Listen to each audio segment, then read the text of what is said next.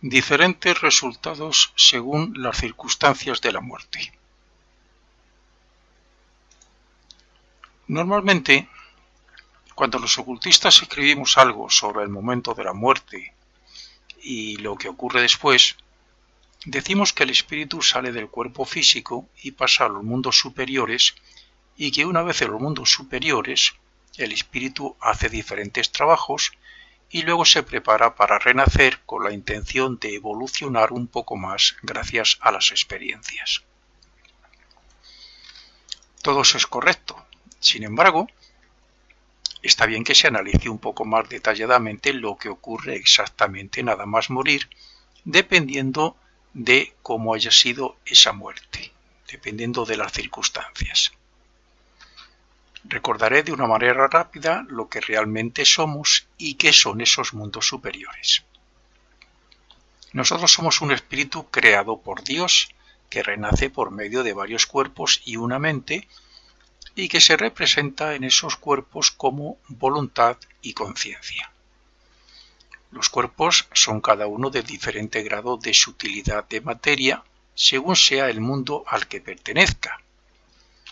Sea el mundo físico con su parte etérica, sea el mundo de deseos o sea el mundo mental o del pensamiento.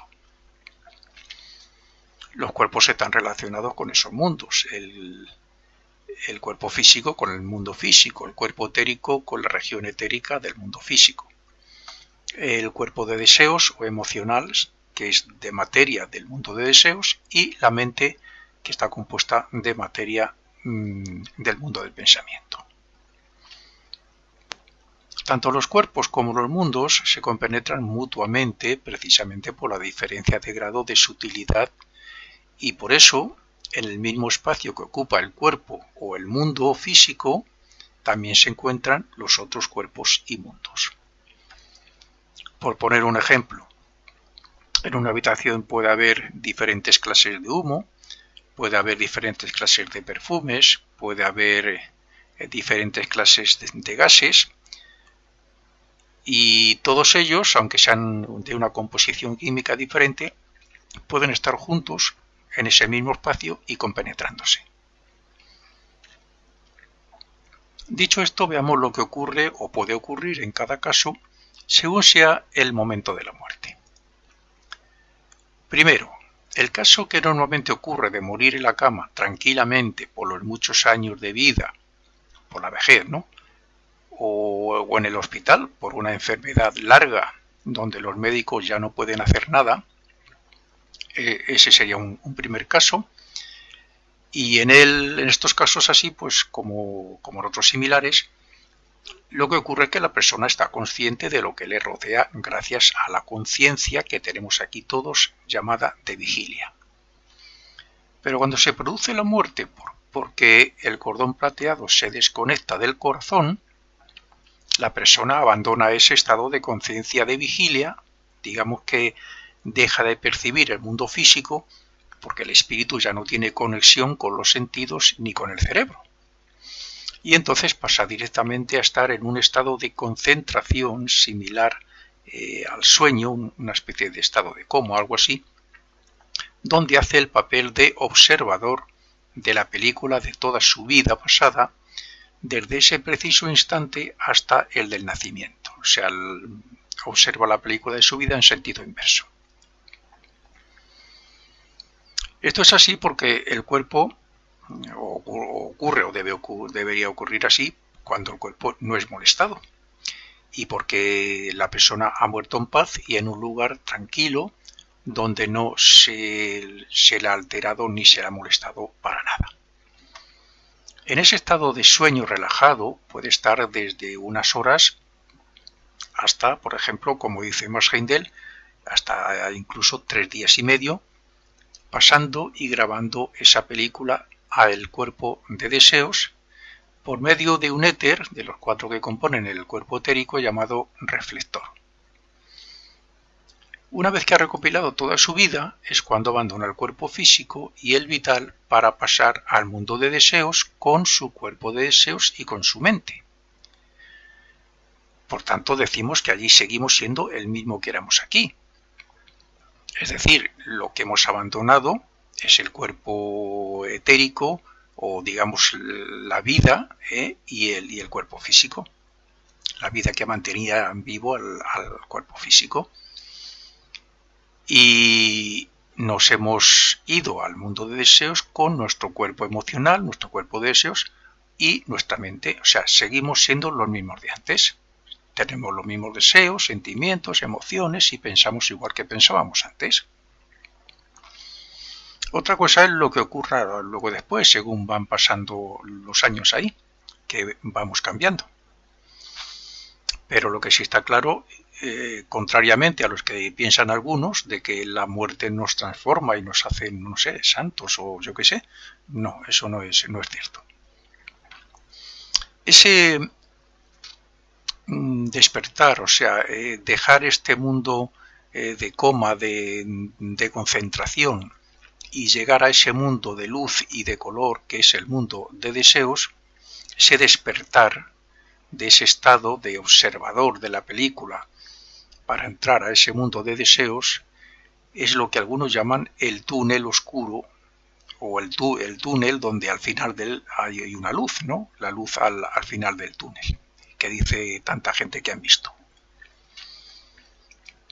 Segundo, este es el caso de la persona que se suicida o que es asesinada, contando como asesinato o suicidio incluso la eutanasia aplicada por otra persona o por la persona misma enferma. Si es por otra persona es asesinato por parte de ella, si es la persona misma es suicidio. ¿Y por qué se dice suicidio? Bueno, pues porque cada uno de nosotros tiene predestinado una cierta vida, unos ciertos años, hasta determinado momento o fecha, y la persona que se quita la vida antes de que llegue ese momento, pues se ha suicidado, si lo hace voluntariamente.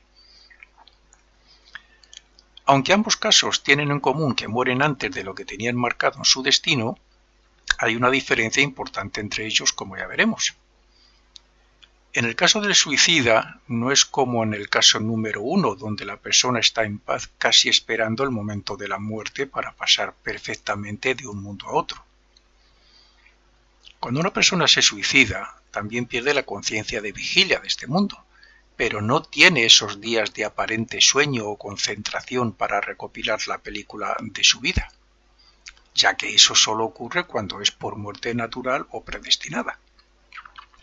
Aunque sea aparentemente un accidente, que muchos dicen ha muerto por un accidente. Los accidentes, en la mayoría de los casos, son muerte predestinada. El cuerpo etérico se forma de acuerdo a las líneas generales de la vida aceptada en el mundo del pensamiento, antes de descender para renacer una vez más. Digamos que allí nos ofrecen, por decirlo así, varias posibilidades, varias vidas, las líneas generales, las cosas más importantes, ¿no?, de una vida, y nosotros elegimos una de ellas. Esas líneas generales sobre los hechos más importantes de la futura vida están previstas en el arquetipo vibrante que con materia mental se forma allí en el mundo del pensamiento, que nosotros incluso colaboramos en la construcción de esos arquetipos vibrantes o digamos sobre lo que después se formará el cuerpo físico, y contando con un molde etérico previo que es el cuerpo etérico. Por tanto, también está marcado el momento de la muerte en ese arquetipo vibrante. Así que cuando un suicida se quita la vida y se queda sin cuerpo físico, sigue siendo el mismo que cuando vivía aquí, incluso respecto a algunas necesidades. Así que uno de los sufrimientos que tiene esa persona es que se siente vacío, o sea, sin cuerpo, y con la sensación de tener hambre, cosa que no ocurre en la muerte natural. Como he dicho, si el arquetipo vibrante tiene una duración prevista de 60 años y la persona se suicida a los 50, Esos 10 años él va a ser el mismo que era aquí en el mundo físico cuando vivía con su cuerpo físico, pero al no tener el cuerpo físico va a tener un sufrimiento y una sensación de estar vacío. Dice Max Heindel que es algo así también parecido, por poner un ejemplo, a tener un hambre intensa que no puedes consolar. Y así estará sufriendo hasta que llegue el día previsto de su muerte, según el arquetipo ese, como he dicho, que es el que está marcado con determinados años, que es cuando supongo que podrá recopilar su vida pasada. Precisamente esa recopilación y grabación que más tarde se revive en el purgatorio es lo que hará que ese sufrimiento impida que en otras vidas vuelva a suicidarse y que incluso sienta pánico ante la muerte o ante el hecho de que alguien mencione la muerte. En el caso del asesinado es similar, porque quiero decir que no puede recopilar la película de su vida nada más morir porque se ha adelantado el momento de la muerte. Entonces queda en un estado similar al coma, donde no se sufre, y está así pues hasta el momento en el cual debía morir. El caso número 3, el caso de las personas que desde el momento de la muerte son molestadas por gente, por llantos, por autopsia, porque mueren en la guerra o en un accidente que les ha destrozado el cuerpo, etcétera, y no sabe dónde están se despistan. En estos casos la persona se ve impedida para entrar en ese estado de concentración y de paz que se necesita para observar y grabar la película de su vida. Obviamente esto impide que esa persona extraiga el beneficio del sufrimiento en el purgatorio y que éste se grabe en la conciencia como algo que no se debe repetir en otra vida. Ni tampoco se puede extraer el beneficio de la felicidad que se revive en el cielo como efecto de las buenas obras, que también se suele grabar en la conciencia como impulso para hacer el bien en futuras vidas. Como no se ha recopilado la película después de morir, no hay película para extraer el beneficio de las experiencias, que es casi como decir pues que se ha perdido la vida. Las experiencias de la vida son unas poderosas entidades que gobiernan los mundos superiores los que tienen la solución a este problema. Dependiendo de lo que se haya perdido, la cantidad del tiempo de experiencias perdidas, estas entidades pienso que en cierto modo pueden poner alguna solución o la ponen. En estos casos, la persona no pierde la conciencia en ningún sentido en el transcurso de un mundo a otro y se le prepara una nueva vida. O sea, no tienen el proceso normal, purgatorial y celestial. No pierden la conciencia. Entonces pasan al mundo de deseos, al mundo del pensamiento, que es donde se preparan, como he dicho, el arquetipo para una próxima vida, y así se le hace renacer en un plazo de pocos años, para que después, siendo un niño y aprovechando el karma de algunos padres que deban sufrir la pérdida de un hijo, renazca en ellos.